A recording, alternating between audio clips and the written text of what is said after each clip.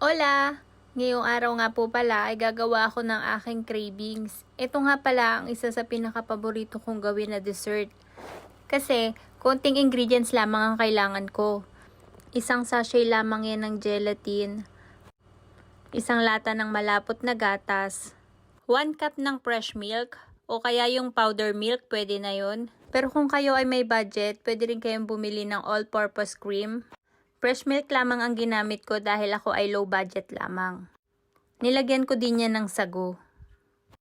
Ang kulang sa aking ingredients ay buko. Dahil mahal ang buko dito kaya hindi ako nakapaglagay ng buko. Pagkatapos kong hiwa-hiwain ng gelatin, ay isinalin ko na siya sa isang mangkok. Diyan sa mangkok na yan ay nandyan na yung fresh milk, malapot na gatas, sago. Naghiwa-hiwa nga din po pala ako ng keso para mas masarap.